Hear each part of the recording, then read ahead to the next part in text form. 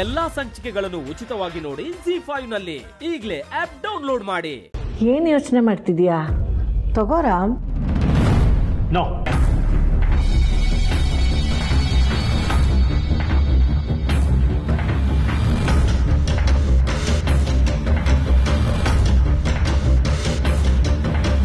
ರಾಮ್, ಯಾಕಪ್ಪ, ಏನಾಯ್ತು? ಸಾರಿ ಮಾ, ನನ್ನ ಕೈಯಲ್ಲಿ ಕೆಲಸ ಮಾಡಕ ಇವಳಿಗೆ ನನ್ನ ಕೈಯಲ್ಲಿ ಮಾಂಗಲ್ಯ ಧಾರಣೆ ಮಾಡಿಸ್ಕೊಳ್ಳೋ ಯೋಗ್ಯತೆ ಇಲ್ಲ.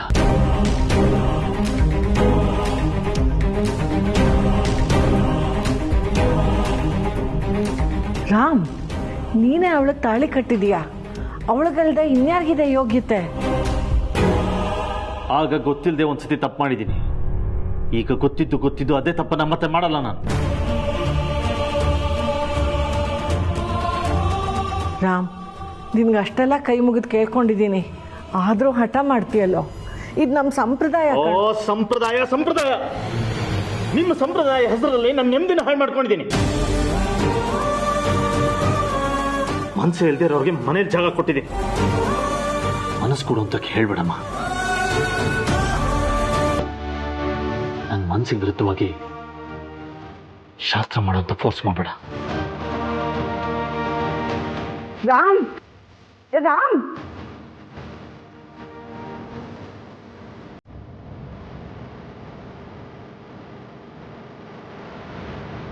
ತಡಿಬೇಡಿ ಅಜ್ಜಿ, ಅವ್ರು ಮಾಡಿದ್ದು ಸರಿಯಾಗೇ ಇದೆ. ಏನ್ ಸರಿ? ಹೆಂಡತಿಗೆ ಅವಮಾನ ಮಾಡೋದು ಸರಿನಾ?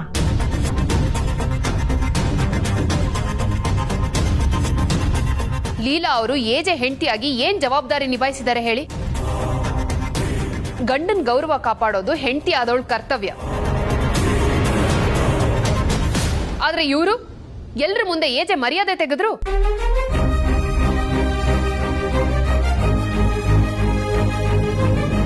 ಹೌದೌದು, ಕತ್ತಲ್ ತಾಳಿ ಕಟ್ಕೊಂಡ್ ಮಾತ್ರಕ್ಕೆ ಬಂದ್ಬಿಡೋದಿಲ್ಲ ಭಾಗ್ಯ.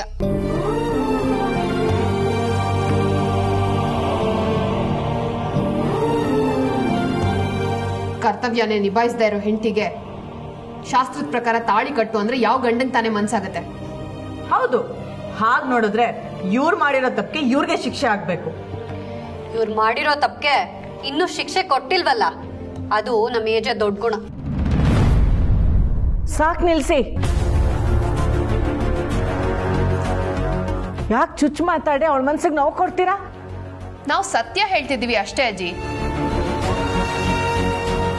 ಮನ್ಸಿಗೆ ನೋವಾಗಿದ್ರೆ ನೀವು ನಮ್ಮನ್ನ ಕ್ಷಮಿಸಿ.